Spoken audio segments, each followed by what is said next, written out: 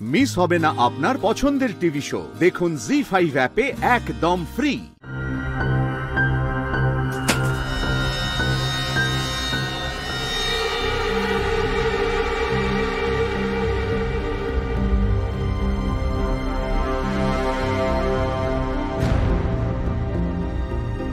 এটা তো শালিনীর পাউচ মনে হচ্ছে। আমার ওয়ার্ড্রোবে কি করছে এটা?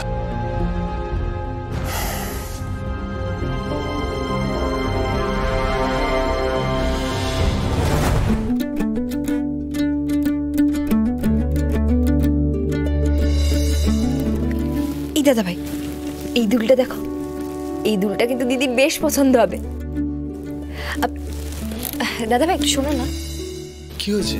বলছি এই দুলটা কিনতে তোমার কোনো অসুবিধা হবে না তো? খুব দামি মনে হচ্ছে। বাহ বাহ, বোনের তো দেখছি দাদার খরচার জন্য খুব চিন্তা হয়। কোনো অসুবিধা হবে না ফুলকি, আসলে একা মানুষ তো, খরচাও বিশেষ নেই, কিছু টাকা জমিয়েছি, তুমি একদম চিন্তা করো না।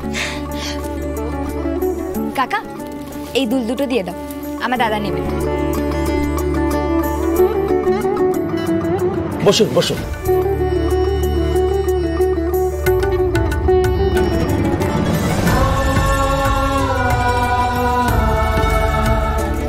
এই ফুলকি, তুমি কি রোহিতের জন্য কিছু কিনবে? আমি আমি কি কিনবো? আরে রোহিত তোমাকে এত সুন্দর একটা আংটি গিফট করেছে, তুমি কিছু দেবে না?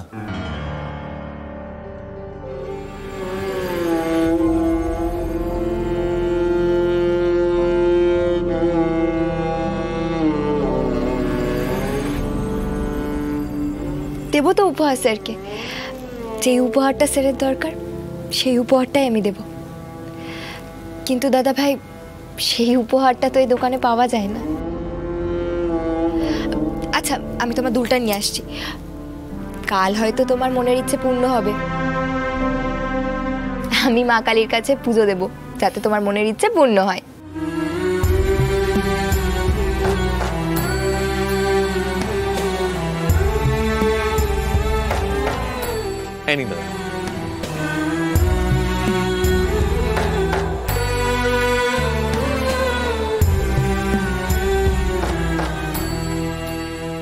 আরে ফুলকি, ফুলকি, রায়চৌধুরী বাড়িতে কাল ভ্যালেন্টাইন্স ডে উপলক্ষে পার্টি আছে। পার্টিটাকে থ্রো করেছে জানো? রোহিত। সব কি কাণ্ড করেছো তুমি ফুলকি। আমি এসে থেকেও দেখেছি রোহিত যথেষ্ট গম্ভীর থাকতো, এখন তো রীতিমতো পাল্টে গেছে। এই সব কিছু তোমার জন্যই হয়েছে।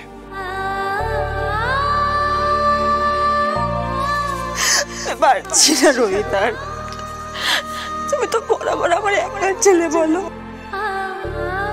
কোথা থেকে চলে এলো আমাদের মাঝখানে? আমি আর পারছি না রোহিত, পারছি না।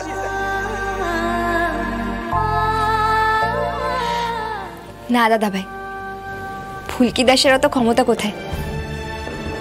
স্যারের ভালোবাসা ফিরে এসেছে তাই হইচই করছে। আর এতদিন বাড়িতে যা যা হলো তারপর স্যারের একটু আনন্দ করাই উচিত। শালিনী ম্যাডামের ঘটনার পর না স্যার খুব ভেঙে পড়েছে গো। জি5 ডাউনলোড করুন আর সব এপিসোড দেখুন একদম ফ্রি।